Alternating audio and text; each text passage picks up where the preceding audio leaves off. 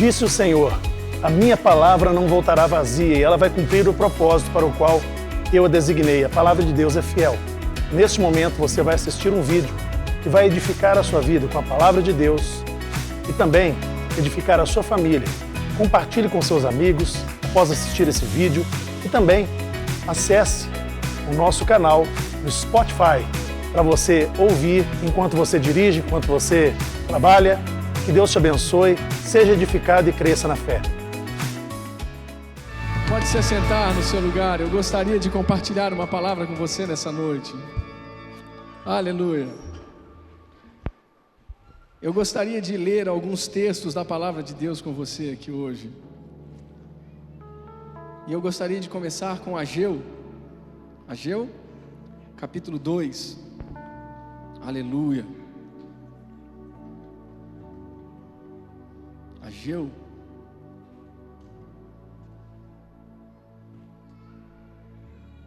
Será a nossa primeira leitura nessa noite. Minha inseparável Bíblia.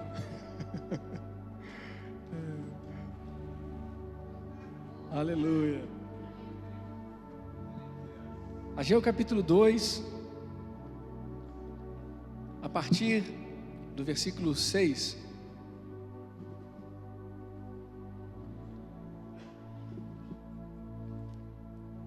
Pois assim promete o Senhor dos Exércitos: muito em breve farei tremer os céus e a terra, o mar e toda a terra seca.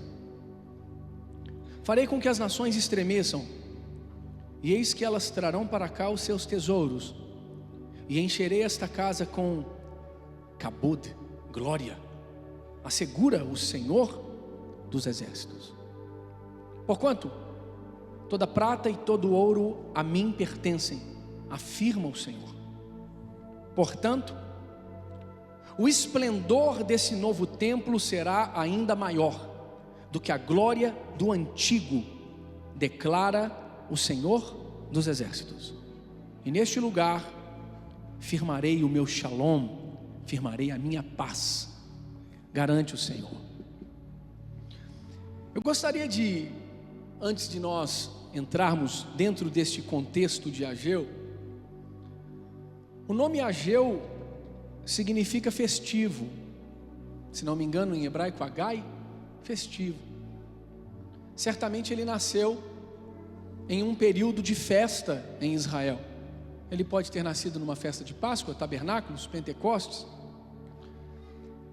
E Deus tem as suas maneiras de trabalhar, porque este homem, esse profeta que nasceu num período de festa, depois ele vê um templo sendo destruído.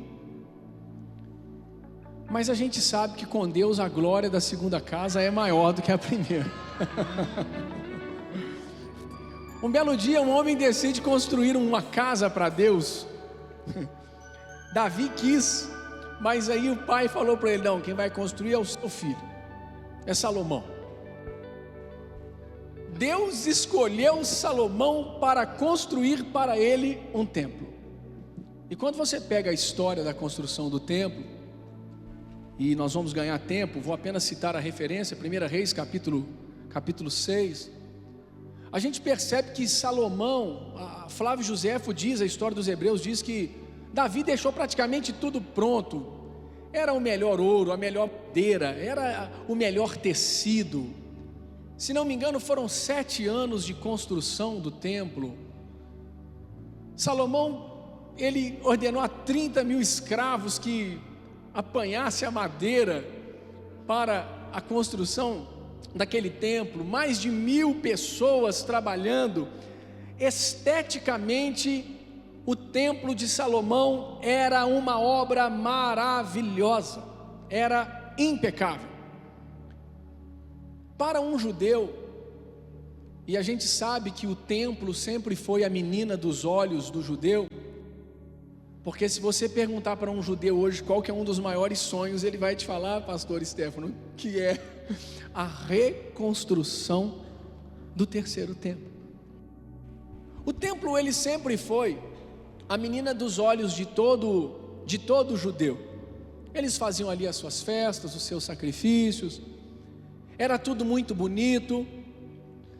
Mas a gente precisa tomar cuidado, porque às vezes a gente se perde, a gente confunde o que é glória para Deus e o que é glória para homem. O templo era muito bonito. A gente lê lá em 1 Reis que a glória encheu aquele templo. Existe a palavra glória, kabod, no hebraico, pode significar brilho, significa luz, significa grandeza, mas significa a presença de Deus, a glória de Deus. Aquele templo ele era muito bonito. E de repente parece que o povo foi se perdendo. O templo ele se tornou um instrumento religioso. Quando você pega a história, por exemplo, do primeiro mártir da igreja, Estevão, ele sem medo ele pregava: o Espírito do Eterno não habita nessas paredes, mas ele habita dentro de cada um de nós, os seus filhos.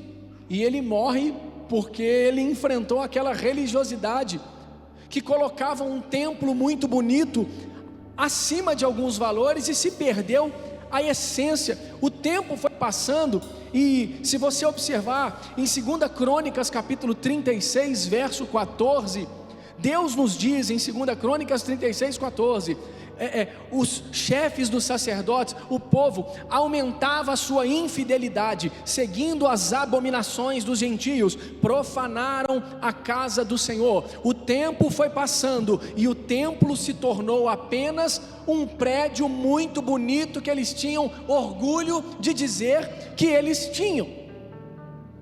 Eu vou evitar falar da história. Eu sempre fui um aluno, modéstia à parte, bom de história. Mas aí você pega o que é que aconteceu. O povo foi se perdendo, o pecado entrou. A gente já sabe que quando tiver pecado vai ter queda.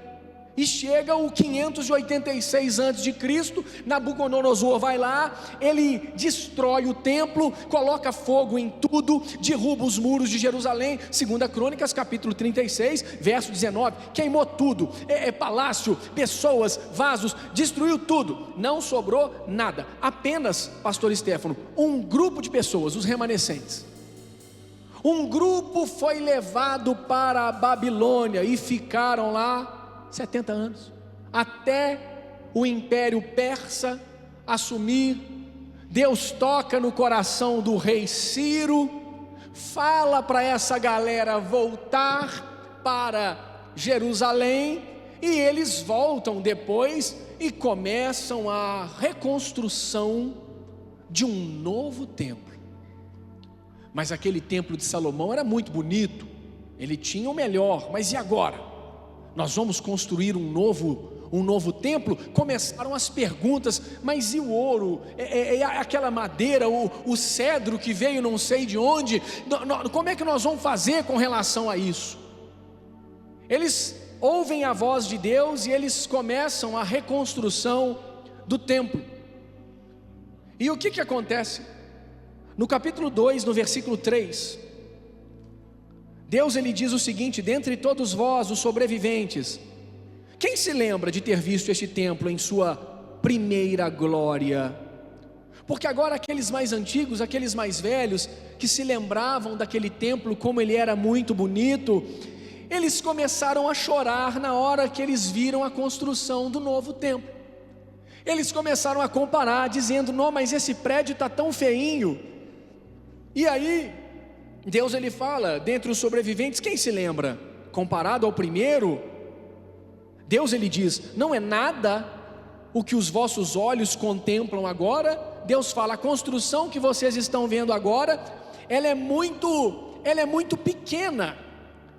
Na cabeça daquele povo, o primeiro templo ele tinha uma glória que este templo agora não tinha, porque Salomão colocou muito luxo e agora era um prédio muito simples. Mas de repente Deus ele faz uma promessa, e quando Deus promete, Deus ele cumpre. A gente sabe que é Deus, porque Deus não mente, Deus não se engana, Deus não confunde. Quando Deus ele fala, acontece. Deus determinou que nós estaríamos aqui hoje, nessa noite. Deus ele disse que a glória desse templo simples seria maior do que a primeira. Deus ele prometeu que haveria algo ali que seria ainda maior do que estava lá naquele templo de Salomão. E aí a gente começa a perceber, Deus ele, num texto só, Deus ele ensina sobre muitas coisas. Deus está falando para a gente sobre vaidade, Deus está falando sobre aparência, Deus está falando sobre qual é a verdadeira glória, Deus está falando sobre o que realmente tem valor para Deus, o que realmente chama a atenção de Deus, o que realmente vale. Deus estava mandando uma mensagem, era um monte de velho de igreja chorando, comparando um prédio com outro, e Deus falando: o que eu vou fazer vocês vão ver, a minha presença vai fazer a diferença de um jeito que o que vocês vão ver aqui, vocês nunca viram na vida de vocês. Deus ele traz um recado. A glória do primeiro templo se perdeu. E aí essa frase começou a mexer comigo, pastor, porque glória não é só luz, glória é presença. Templo, quando a gente fala de templo, não tem jeito da gente não falar a gente mesmo. Deus ele faz uma promessa em Ageu, a gente sabe que todos os profetas, eles apontam para quem? Para Cristo. A gente começa a perceber que parece que o que estava acontecendo em Israel, aconteceu um dia aonde? No jardim do Éden. A glória se perdeu, e Deus promete: perdeu a glória, eu vou devolver a glória de um jeito que vocês nunca viram. Só pode haver restituição se antes houver uma perda. E aí, minha irmã, aí não dá nem pra gente mensurar, porque aí tem coisa que a gente perde porque a gente é desmazelado, tem coisa que a gente perde porque a gente é lerdo, tem coisa que o diabo passa rasteira, mas o que importa para nós é essa informação. Só há restituição se antes aconteceu uma perda. O primeiro templo, construído por Salomão, ele tinha a Arca da Aliança. A Arca da Aliança representava a presença de Deus. Nós estamos falando de comunhão com Deus. O primeiro Adão também pode ser chamado de o primeiro templo. Ele tinha plena glória. Se você for estudar um pouco de Flávio Joséfo, os antigos rabinos, eles dizem que quando Adão e Eva passavam, os animais não sabiam se era Deus ou se era um homem, porque Deus é um ser de glória, e a palavra diz que Deus, façamos o homem a nossa imagem e a nossa semelhança. E você pega, pastor, me permita tentar explicar um pouquinho de algo que eu descobri. A palavra luz e a palavra pele no hebraico muda só a primeira letra. Luz nós temos um Aleph, um Vav e um Resh. Quando nós vamos falar de pele, nós temos um Ain, um Resh. Agora é irrelevante, mas Deus vai falar daqui a pouquinho. As letras no hebraico têm valor numérico. Então, o Aleph é a primeira letra. Ela tem valor numérico de 1. É a primeira letra da palavra luz no hebraico. A palavra pele, ela começa com um Ain, que é outra letra. O Ain tem valor numérico de 70. Entre o Aleph e o Ain, nós temos o 69. Veja que negócio interessante. Quando você pega o número 69 no hebraico, são duas letras, o samer e um tet. O samer é uma letra cujo radical, o significado fala de apoio, se apoiar. Quando você pega o tet, se você olhar no Google, o pictograma tet, ele tem o formato de uma serpente. Ou seja, entre a luz e a pele, nós temos o 69, que é o samer, se apoiar, e o tet, que é uma serpente. Entre a luz que cobria o homem e agora a pele, é porque o homem infelizmente resolveu se apoiar na serpente. Os judeus, eles dizem que por causa do pecado, agora a flor vai ter espinho, agora a mulher terá dores no parto. Um cataclisma aconteceu na natureza, e agora o homem perde, meu amigo pastor Toninho, aquilo que o vestia, que era a luz da glória de Deus, e Deus agora é obrigado a cobrir o homem com pele. Deus é demais, né? Deus expulsou o homem do jardim, mas o Deus que expulsa antes veste o homem. Deus é maravilhoso. Teve que expulsar, mas antes ele cobre a vergonha do homem. A gente começa a entender que Adão lá no jardim, ele já era o modelo do primeiro templo, que por causa do pecado, por ter se apoiado na serpente, e todas as vezes que eu e você erramos o alvo, infelizmente, a probabilidade é a glória, você entende? Foi o que aconteceu, mas a gente não pode se esquecer da promessa: a glória da segunda casa será maior do que a primeira. Deus havia vestido homem e mulher com a sua própria glória, e por causa do pecado, o homem e a mulher, eles perderam a glória. E aí agora a gente pode dizer, o homem foi expulso do paraíso, Adão e Eva ficaram pobres, ficaram vazios, ficaram envergonhados, eles foram roubados. A glória da primeira família constituída, ela foi roubada. Mas a gente não vai se esquecer que o Cordeiro de Deus estava morto desde a fundação do mundo. O homem foi criado para ser templo, morada de Deus, e infelizmente o diabo, ele trabalhou para tirar e roubar a glória, a presença de Deus do homem.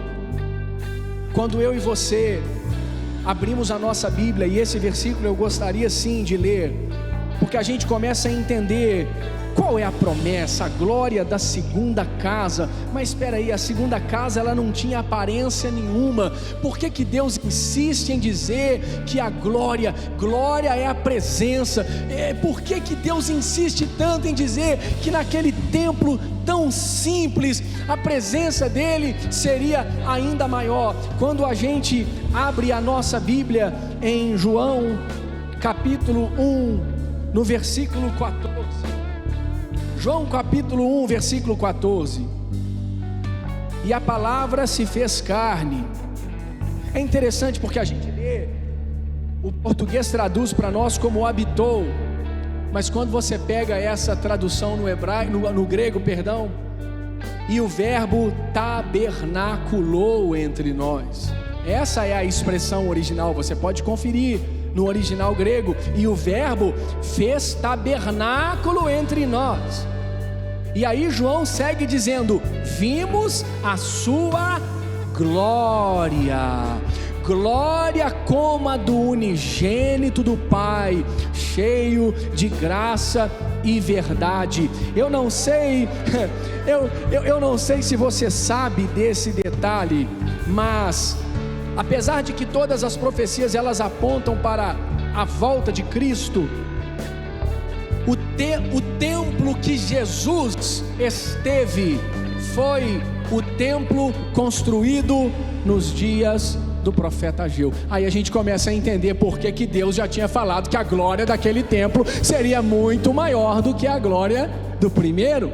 O templo que Jesus esteve foi aquele. Quando a gente vê, por exemplo, em Hebreus capítulo 1, verso 3, o capítulo 1 é maravilhoso. Havendo Deus, capítulo 1, verso 1, havendo Deus desde a antiguidade falado em várias ocasiões e de muitas formas aos nossos pais, por intermédio dos profetas, nestes últimos tempos, nos falou mediante seu Filho, a quem constituiu herdeiro de tudo que existe e por meio de quem criou o universo.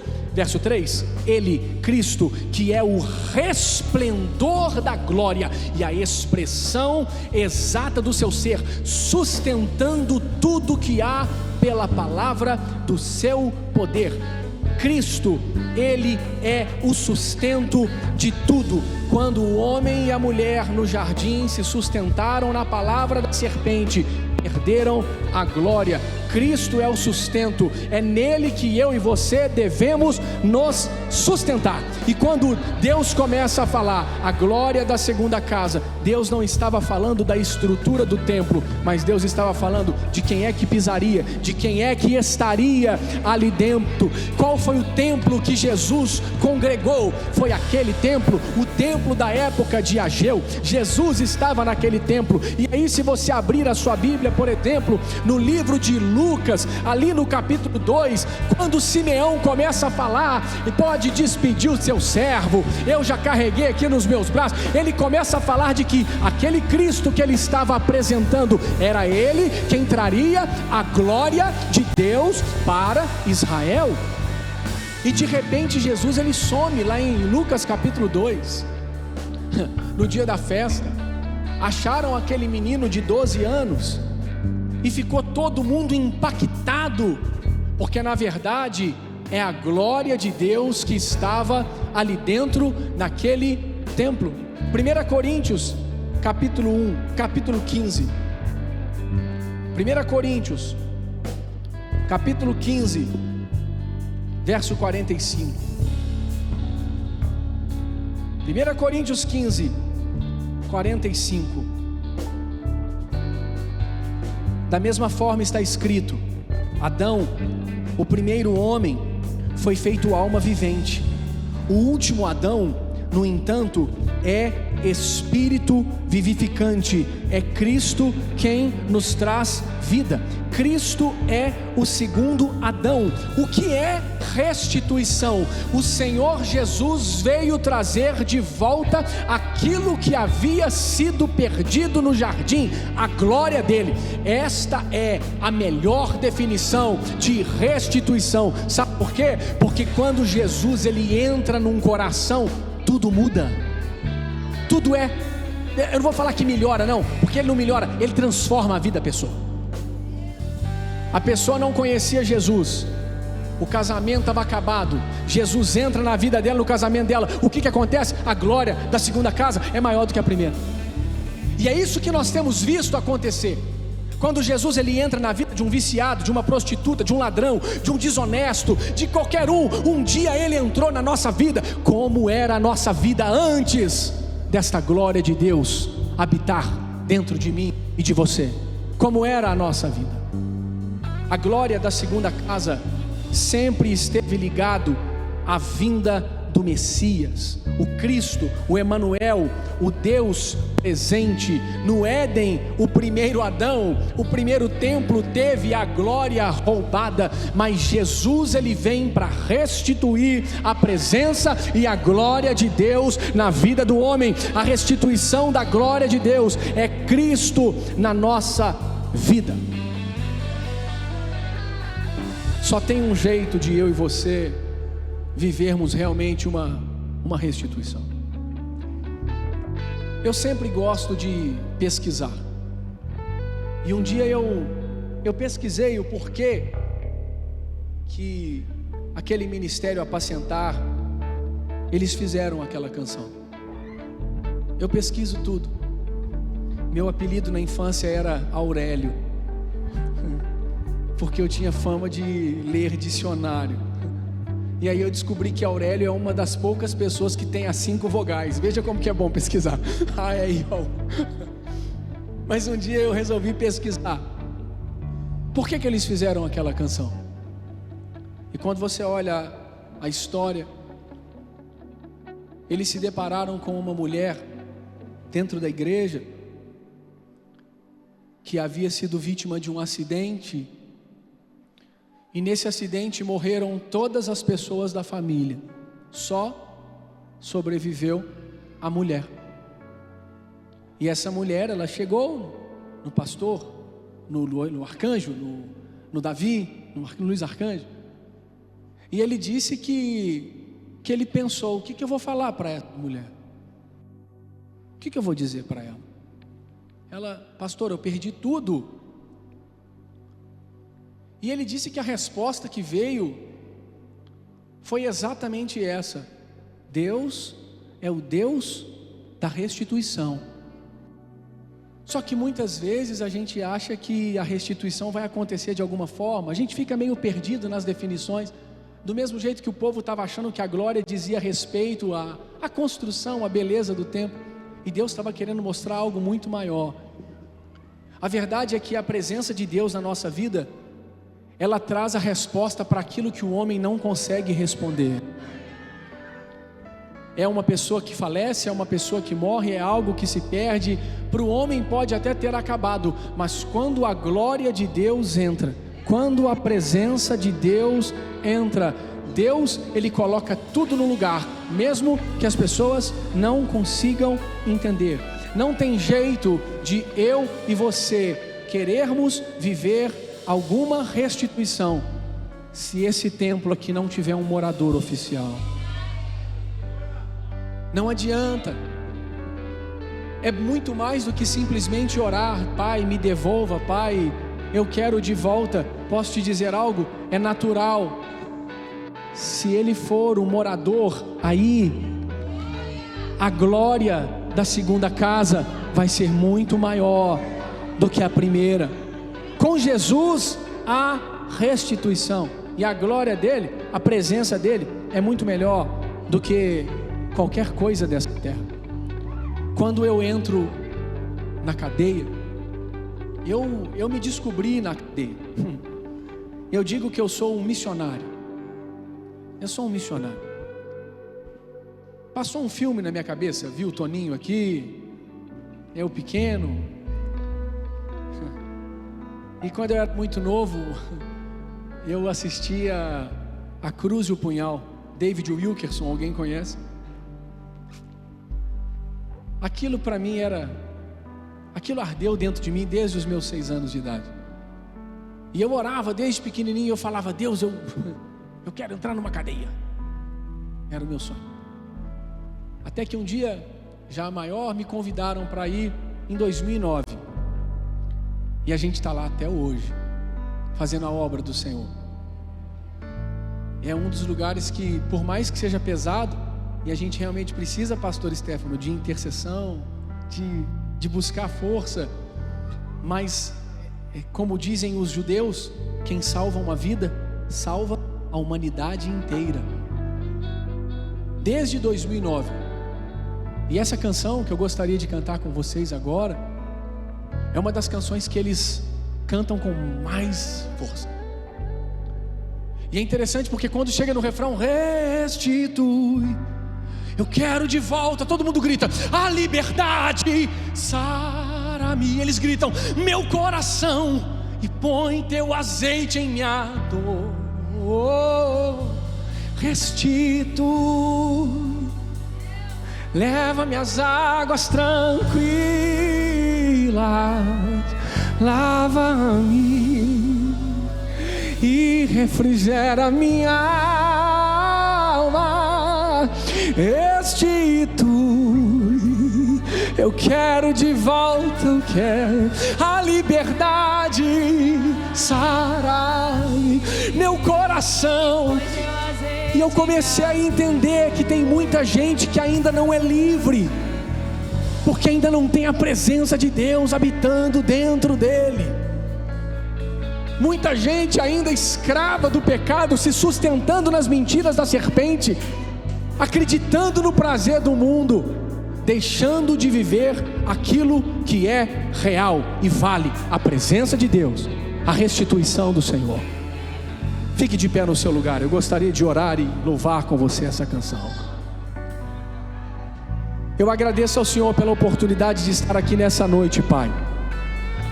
Eu agradeço ao Senhor pela Tua presença, pela Tua glória, que é a marca desse prédio. A gente tem um telão, a gente tem um ministério de louvor maravilhoso, a gente tem ar-condicionado, estacionamento, mas isso não é nada diante da glória do Senhor, da Tua nuvem, a Tua presença que se manifesta, a Tua presença que habita dentro de cada um de nós. Eu só tenho que te agradecer nessa noite, por estar aqui e por ser apenas um canal do Senhor. O Senhor falou, o Senhor fala.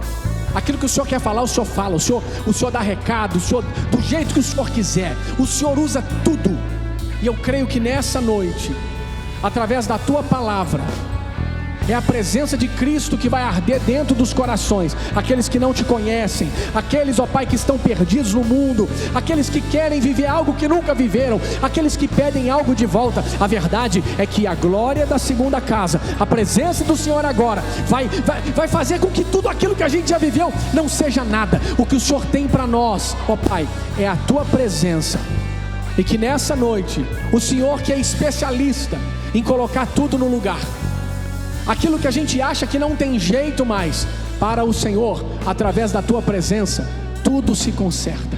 Recebe a minha gratidão nessa noite, e recebe o nosso louvor, e abençoa o Teu povo, da maneira como o Senhor deseja. As bênçãos espirituais das regiões celestes, reservadas para essa noite, que sejam entregues e alcancem cada um dos Teus filhos. É o que eu Te peço, em nome do Senhor Jesus. Os planos que foram embora, o sonho que se perdeu, o que era festa e agora é luto do que já morreu. Não podes pensar que esse é o teu fim, não é o que Deus planejou. Levante-se do chão, erga o clamor, restitui. Eu quero de volta a liberdade, sara meu coração e põe Teu azeite em minha dor. Restitui, leva-me às águas tranquilas, lava-me e refrigera minha alma. Restitui. Recebe a nossa adoração nessa noite. Não há nada perdido para o Senhor. Surpreenda o Teu povo, surpreenda esse ministério, essa igreja, cada família. Mais uma vez, os planos que foram embora, os planos que foram embora, o sonho que se perdeu, o que era festa e agora é luto do que já morreu. Não podes pensar que esse é o teu fim, não é o que Deus planejou. Levante-se do chão, erga, levante a sua mão, diga: restitui. Eu quero de volta a liberdade. Alcança aqueles que estão privados da liberdade agora, Senhor. Alcança aqueles que estão sendo evangelizados, aqueles que têm recebido a Tua palavra, aqueles, ó Pai, que estão enfermos, acamados. Alcance cada um deles agora. Que a Tua presença faça a diferença. Que onde houver uma mãe clamando pelo filho, o marido clamando pela esposa, que a presença gloriosa envolva. Restitui, diga: restitui. Eu quero de volta o que é meu. Sara-me e põe Teu azeite em minha dor. Restitui e leva-me às águas tranquilas. Lava-me e refrigera. E o tempo que roubado foi, cante comigo, diga: e o tempo que roubado foi, não poderá. Esse é o tempo que o Senhor tem para nós, Senhor. Que o Senhor tem preparado ao que clamar. Creia, porque pode ressuscitar. um restitui. Eu quero de volta o que é meu. Sara, dá-nos mais da tua presença nessa noite, mais da tua presença, mais da tua unção, que seja gerado dentro de nós fé, desejo por aquilo que é do alto, desejo pela eternidade, senso de eternidade. É o que eu te peço nessa noite. Recebe a minha gratidão e o meu louvor, Senhor. Levante as suas mãos e aplaudam a esse Deus poderoso. Esse Deus que é o Deus cuja presença restitui e faz com que a glória da segunda casa seja maior do que a primeira. Louvado seja o Senhor. Eu agradeço a Deus pelo privilégio de estar aqui com vocês. Agradeço, pastor Stefano, por tudo que o Senhor tem feito pela igreja, pelo Brasil, pela nossa vida. O seu galardão será enorme da parte do Senhor, em nome de Jesus. Deus abençoe a sua vida. Amém. Espero que você tenha gostado desse vídeo e Deus tenha falado profundamente com você. Mas muito melhor seria se você estivesse conosco aqui na Quadrangular São Joaquim. Portanto, curta esse vídeo, compartilhe, mas venha nos fazer uma visita. Nós te esperamos, nós te aguardamos, nos acompanhe nas redes sociais. Deus te abençoe.